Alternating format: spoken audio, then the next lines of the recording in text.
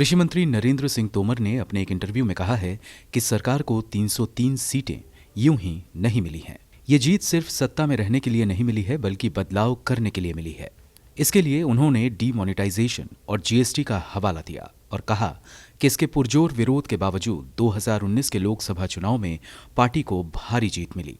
कृषि मंत्री के मुताबिक इन बदलावों का विरोध तो हुआ, लेकिन ये परिवर्तनकारी साबित हुए।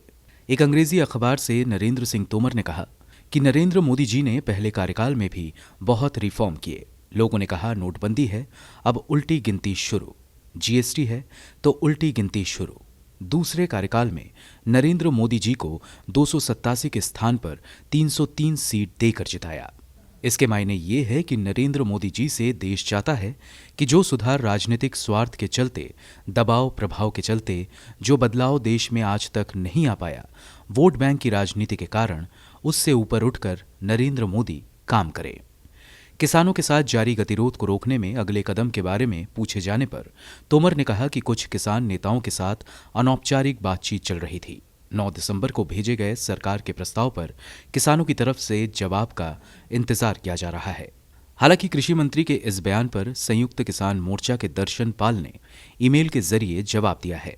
आपसे प्राप्त किए गए प्रस्ताव के संदर्भ में आपके माध्यम से सरकार को सूचित करना चाहते हैं कि किसान संगठनों ने उसी दिन एक संयुक्त बैठक की और आपकी तरफ से दिए गए प्रस्ताव पर चर्चा की और इसे अस्वीकार कर दिया, क्योंकि 5 दिसंबर 2020 को सरकारी प्रतिनिधियों द्वारा मौखिक प्रस्ताव का ही लिखित प्रारूप था। हम अपनी मूल बातें पहले ही विभिन्न दौर की बातचीत में मौखिक तौर पर रख चुके थे, इसलिए लिखित जवाब नहीं दिया। हम चाहते हैं कि सरकार किसान आंदोलन को बदनाम करना बंद करे और दूसरे किसान संगठनों से समानांतर वार्ता बंद करे। अपने इंटरव्यू में कृषि मंत्री ने यह भी कहा कि हम उन कानूनों के प्रावधानों की समीक्षा करने के लिए तैयार हैं जो किसानों को लगता है कि उनके हित में नहीं है, लेकिन वे कानूनों के खंड दर खंड आधार पर चर्चा नहीं करना चाहते हैं। चर्चा के दौरान मुझे एहसास हुआ कि उनकी कुछ अन्य मांगें थीं, जैसे स्टबल बर्निंग और इलेक्ट्रिसिटी बिल, जिस पर भी हम चर्चा करने को तैयार हैं। हाल ही में नरेंद्र सिंह तोमर ने भाजपा किसान मोर्चा के राष्ट्रीय अध्यक्ष राजकुमार चहर से मुलाकात की।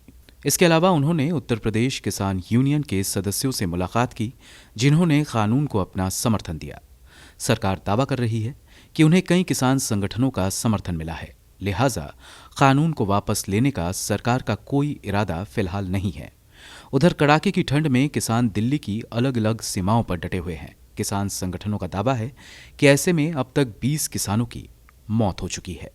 ब्यूरो रिपोर्ट, गो न्यूज।